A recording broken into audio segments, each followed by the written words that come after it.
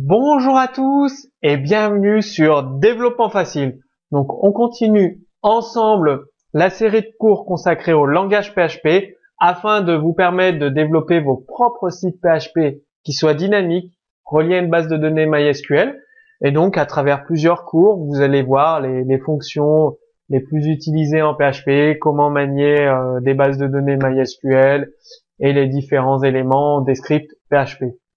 Donc dans ce cours, vous allez apprendre à inclure des fichiers, donc des fichiers de librairie, de fonctions ou de classes, et à arrêter des scripts PHP, tout simplement.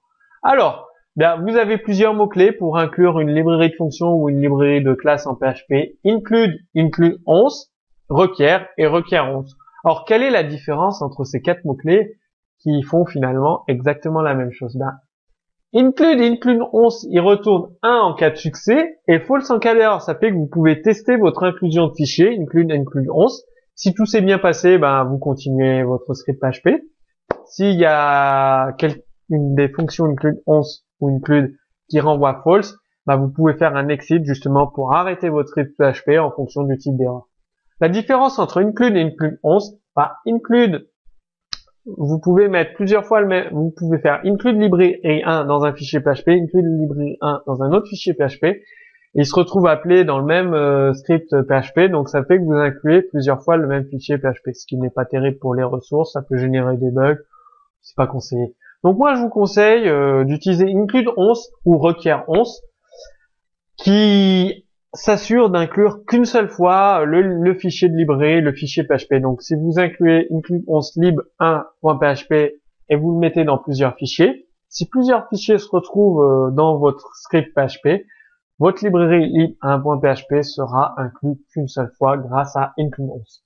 Bon, requiert et requiert 11, vous l'avez compris, ils n'ont pas de code retour, donc soit vous avez besoin d'un code retour avec include, vous prenez include 11, soit vous en avez pas besoin, vous prenez requiert 11. Ça dépend de votre application PHP, de votre script PHP.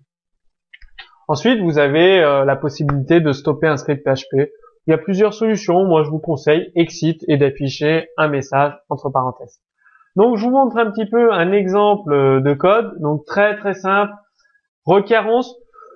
Personnellement, moi, dans mes scripts, le plus souvent, j'utilise requiert 11. J'ai pas besoin de tester le code retour.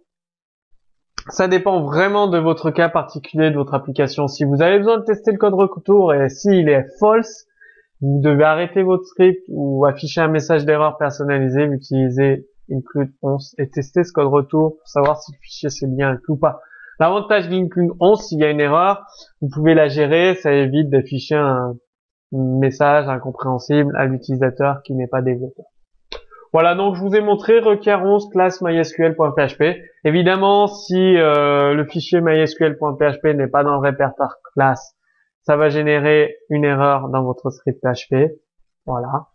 Et après, une fois vous avez inclus utils.php, mysql.php, MySQL qui contient la classe MySQL, vous pouvez l'utiliser directement dans ce script PHP. Ici, là, vous pouvez faire un new MySQL. Je vous montrerai les classes, les fonctions include, enfin une fois que vous avez inclus une librairie de fonctions dans les prochains cours. Utils peut avoir la librairie date personnalisée, date pour la France, et vous pouvez appeler ici date pour la France en lui passant tous les paramètres de votre fonction date. Voilà à quoi sert requiert 11 ou include 11. Et ensuite, une condition nulle, par exemple, un affichage tout bête, exit, par exemple, vous avez $non qui est défini dans un fichier include. Dans utils.php, vous avez une variable qui s'appelle $non qui est égale à développement facile. Vous avez eu un problème avec requiert 11, ça n'a pas été inclus, votre script continue et votre nom est égal à nul, donc ça stop le script PHP, exit utilisateur inconnu, erreur. Donc ça permet d'arrêter l'exécution de votre script PHP. Et si l'include, le requiert 11 s'est bien passé, eh bien vous continuez en affichant le nom, donc développement facile. Sous ce cours vidéo, vous retrouverez cet exemple de code source à télécharger. Donc c'est un résumé de cette vidéo, de ce cours. Comme d'habitude, je vous encourage à mettre en pratique dès maintenant les conseils de ce cours. Donc utilisez include 11 ou requiert 11 de votre fichier de librairie, de votre fichier de classe. Dans les grosses applications PHP, on a une dizaine de fichiers inclus, une vingtaine, facile quoi. Si vous avez des questions, posez-les directement sous ce cours vidéo Et en attendant, je vous dis à très bientôt pour le prochain cours sur développement facile.